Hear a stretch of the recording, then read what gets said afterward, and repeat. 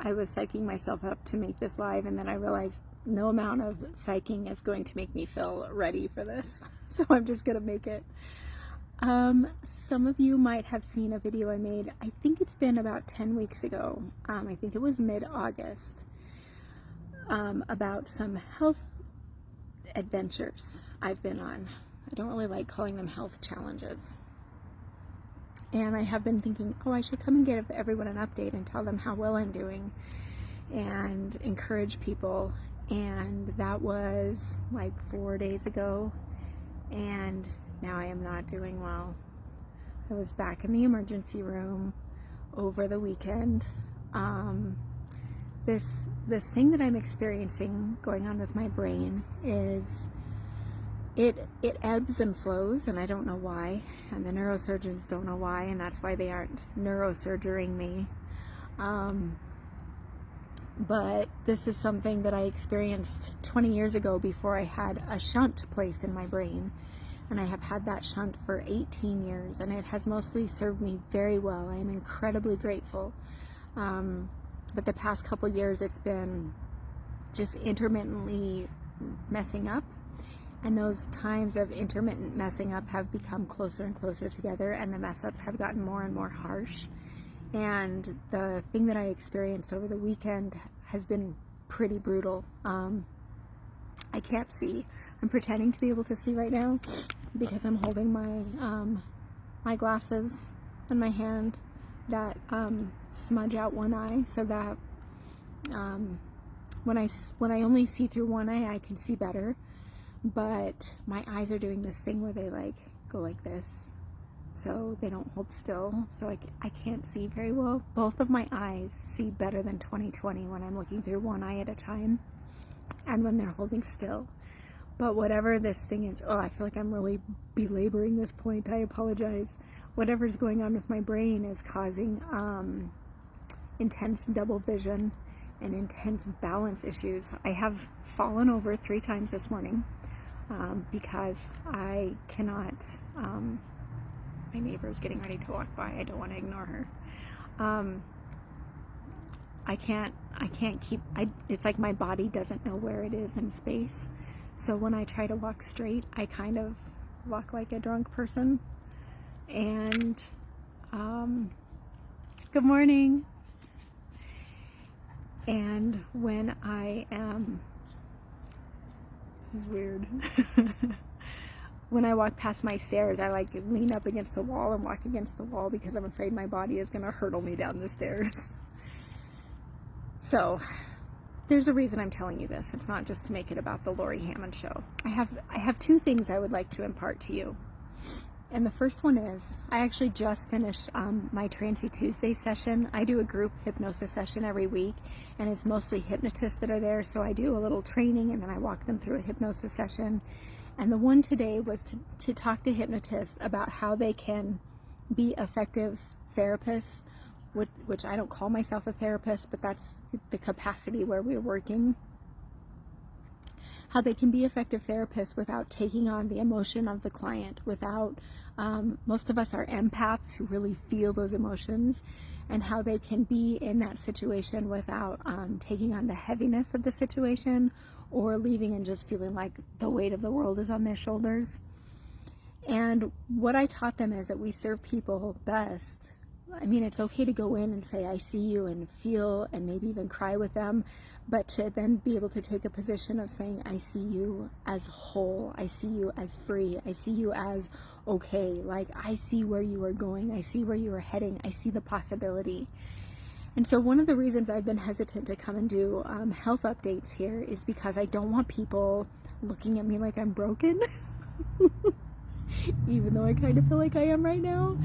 I want people to think of me as thriving and vibrant and balanced and sure-footed and with excellent vision.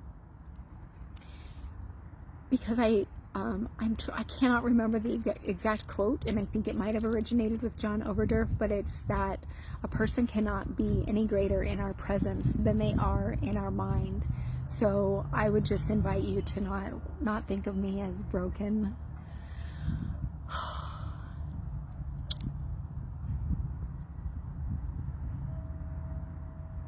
if you think of me throughout the days or weeks, just imagine sending me love and energy and balance and health, and you can send my doctors wisdom and insight to know what to do with me.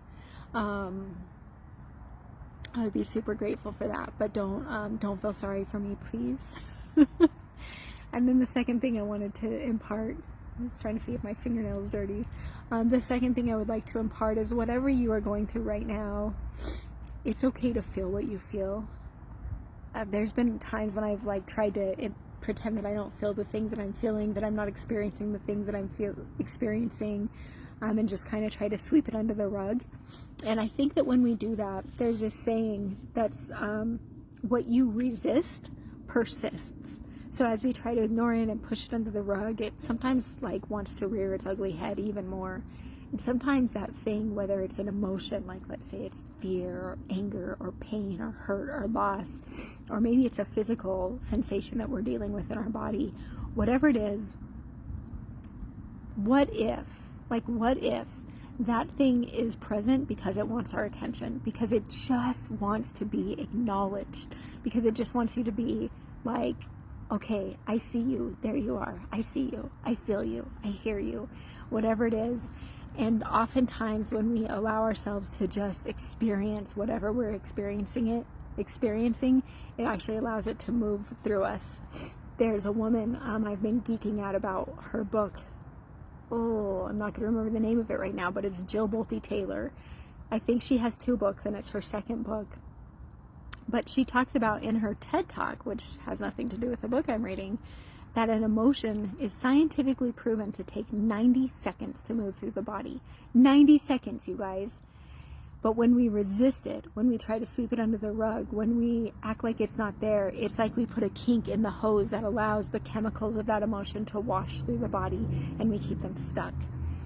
So what if you can just acknowledge, man, I'm in a sucky situation right now, and I can feel this and be okay. So hopefully that's encouraging for you. And then the last thing I want to say, last night I got a voice message from a friend of mine who lives in Australia. She's on the complete opposite side of the planet from me, and I feel such a connection with this human. She's such a beautiful soul, and she shared a story with me about how she was flat broke, and she gave me permission to share this, but she was she couldn't pay her rent and she didn't know what she was going to do. And this is going to sound a little bit weird, so I just ask you to be open to it and to accept it in whatever way is right for you, and let go if it's not. But she knew she didn't have a way to pay rent, and she just started saying, I have $10,000 in my checking account. I have $10,000 in my checking account. And she kept going in and checking. There wasn't $10,000. There's a much smaller amount in there. But she just kept checking, and she said she just let herself, I'm sorry you guys, I have a little bit of a stuffy nose and I don't want to drip boogers on Facebook Live. She kept going and checking, and then she just kept letting herself feel peaceful about money. And this has a lot to do with how I went from a place of poverty, single mom on welfare, to a place of abundance in my life as well. It's just let yourself feel good about money. And you guys, she woke up the next morning and she had a message from someone saying that an acting gig that she had done, I think she was in a commercial, and she had done this acting gig. Something really weird just flew in front of me. She'd done this acting gig a few years earlier, and they were gonna re-up the ad, and they were paying her in advance for it, and they were paying her $14,000. And after they took out taxes and the guy's cut, whoever the guy is that puts commercials out, it was going to be $10,000. So she woke up to $10,000 in her checking account. And the point of that story is, whatever's going on in your life that's hard right now, if you are struggling with financial problems, if you are struggling with health problems, if you are struggling with family problems, I invite you, and it's easier said than done, but you can freaking do it, because if I can do it, you can do it. Let yourself start to feel good about that thing that feels scary, that feels hard, that feels infuriating. Just let yourself start to feel good about it, and start to imagine, what if something amazing could come from this?